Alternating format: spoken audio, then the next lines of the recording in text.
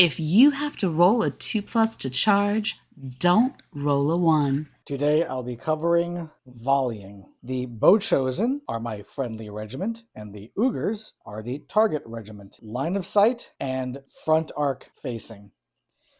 Front arc facing is done by taking an imaginary line to both ends of a regiment, roughly from corner to corner of the far stand, and drawing a 45-degree line. There is one side of this regiment, and this is the other side of the regiment. And as you can see, if you sweep from both sides of the regiment, the Ugars are within my front arc. Now you check line of sight.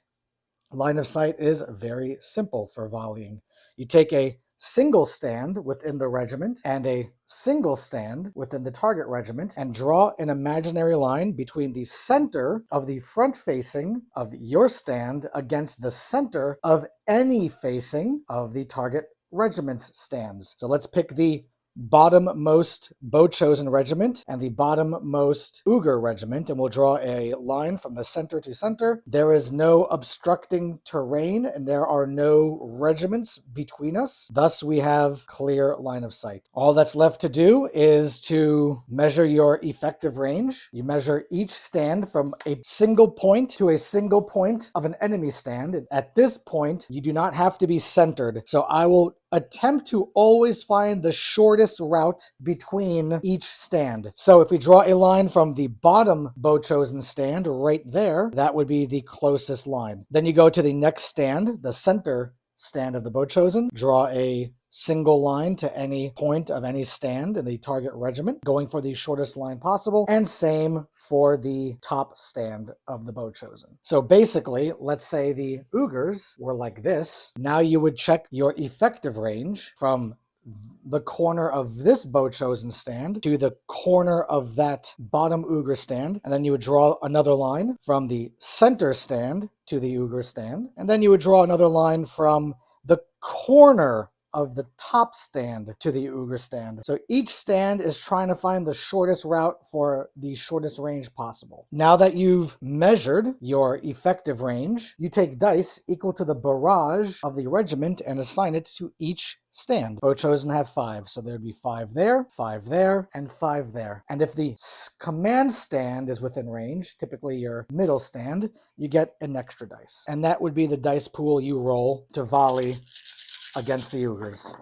Oh boy, that's a lot of ones. I wish they were Dweg. Let's say, for example, the Bow-Chosen were as such. If you wanted to volley with the Bow-Chosen, remember, you want to check to see if the target regiment is within your front arc. And as you can see, the laser just clips the corner of the Ugar regiment. So yes, the Ugars are within my front arc. Now you're going to measure line of sight. Once again, you're going to measure from the center of the front-facing stand to the center of any stand in the Ugar regiment, and there you go. So since I have satisfied both requirements, this Bow-Chosen regiment can now fire at this Ugar regiment. We're going to draw a line from each stand at any point in their front facing to any point of any stand in the target regiment. Now, of course, here we're going to be measuring distance, but I'm going to be using my laser to show you. I'm going to pick the corner here into the corner of the Ugars, and it's going to be roughly right about here, as short as you can make it. That's the line that I'm going to measure for my distance. Then the middle stand here, I'm going to pick the very corner of this middle stand, and it's going to draw the shortest line possible. We'll say the line is right about there. And then the last stand over here, we're going to pick the corner of this last stand and draw the shortest line possible. You're trying to get your regiment within barrage range for each of your stands. So in this example, the effective range for Bow-Chosen is 8 inches. So 8 inches ends right here. So this stand is in effective range. This stand is outside of effective range. And this stand is also outside of effective range.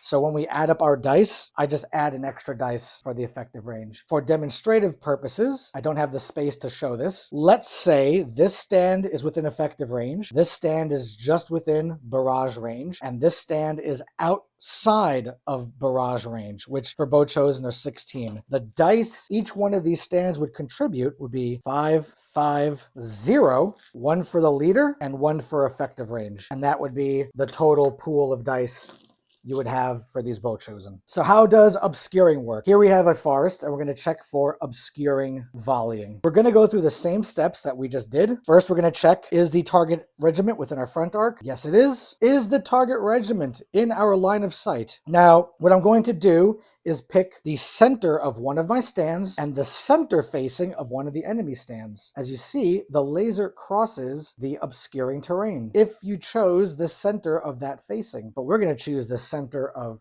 the side facing. The line no longer crosses the obscuring terrain. Thus, this entire regiment is not obscured. What that means, when you're checking for obstructing terrain and obstructing regiments, when you draw those individual stand lines, at no point, even though the line crosses the terrain, at no point is this regiment obscured. So as long as you draw a line of sight and that line does not cross obscuring terrain, the entire regiment gets its full shots. Let's put the regiment right here, and this is once again obscuring terrain. If I were to draw a line from here to there, I would have my shots, even if I used this stand or I used this stand. So what you're trying to do in Conquest is you're trying, as the volleying player, find the angles that will get you around obscuring terrain. And if you're the defending player, what you want to do is attempt to find spots to hide where I cannot draw a line of sight unless I'm drawing it through the terrain. If this regiment was right over here and I were to draw center to center, let's say right about there, you would get no obscuring bonuses for the defending regiment. For this example, let's say that the Uyghurs are obscured. What you would do is you would take the barrage number for the regiment for each stand. That's 5, that's 5, that's 5, plus a leader. So one more. Then you would cut the number in half for each stand, round it up. So the 5 becomes a 3, because it's 5 divided by 2 is 2.5, rounded up to whole numbers is 3. The 6 is divided in half to 3, and the 5 is also divided in half to 3. Let's say these stands were all within effective range. Once again, 5, 5, 5. This stand has an extra shot for a leader, and each stand gets an extra shot for being within effective range. You still cut the number down in half. So that'll be 3, this stand will be 3, and this stand here, cut in half, is 3.5. We're going to round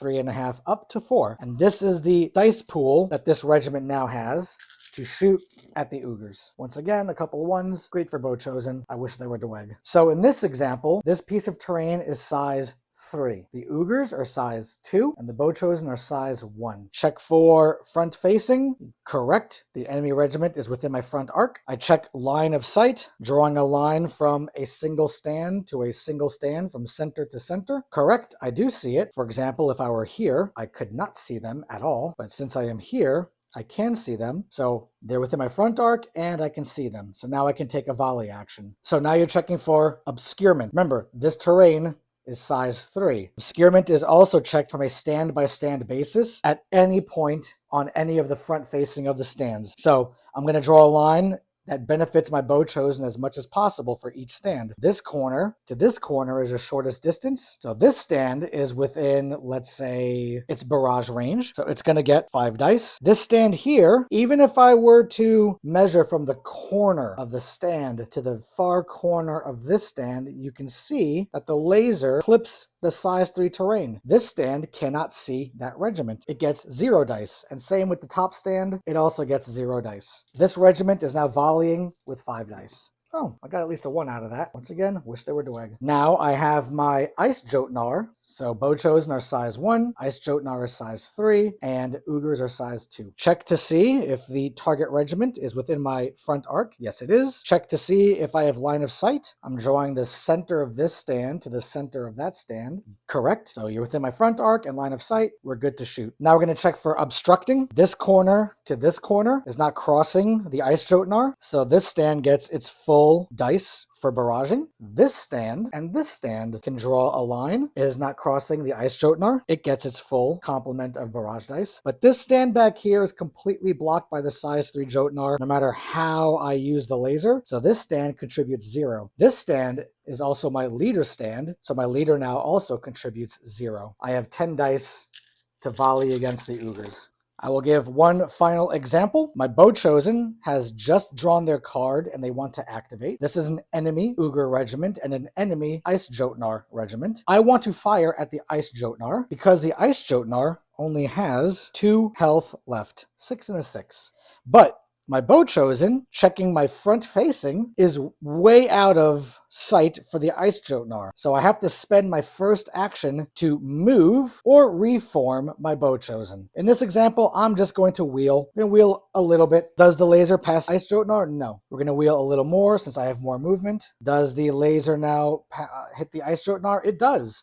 For demonstrative purposes, let's say my full 6 inches was used to wheel, and this is the final spot for the first action. Now for action 2, I'm going to take a volley action. The Ugers are size 2, my Bow Chosen are size 1, and the Ice Jotnar is size 3. Because the Ice Jotnar is a larger size than anything that's intervening, my regiment can get clear shots against that Ice Jotnar. So we're going to check line of sight from center of any one of my stands to the center of the Ice Jotnar. Correct, he is within line of sight. I am only crossing a size 2 regiment, so I can see the size 3 Ice Jotnar. And we've already established the Ice Jotnar is in my front arc. So now for my second action, we're going to take a volley action. This time using a tape measure, I'm going to measure the distance between this stand of Bow Chosen and the Ice Jotnar, the closest possible distance, which will be this corner and this corner. And do not worry about the numbers on the tape measure. They are irrelevant. So I measure, and this stand is within effective range. So this stand contributes its 5 base dice and 1 for being within effective range. This stand here is not within effective range. I'm going to measure from the closest corner I possibly can to the closest spot of the Ice Jotnar that I possibly can. And for this purpose, we'll say they are within barrage range outside of effective range. So the stand contributes 5 dice, and since this stand has the command leader, we'll add another dice. Now this stand we will measure, and for demonstrative purposes only, this stand is actually outside of barrage range. It contributes 0 dice. So my final pool to shoot is the summation of the effective range stand here, the middle stand with my leader here, and the stand outside of barrage range over here. Since I could not take aim, I need to hit on 3s. And I have 2 that go straight to the evasion. And let's go ahead and gather up all the 3s. So the Ice Jotnar needs to make 5 saves against its defense and 2 saves against its evasion. So it's going to go ahead and take its saves. Well, in this roll, the Ice Jotnar failed at least 2, and he's dead. Those are the basics. Those are the basics for volleying in Conquest. If you have any questions, let's have a conversation in the comments section. Thank you for watching. Don't forget to sub. Peace out.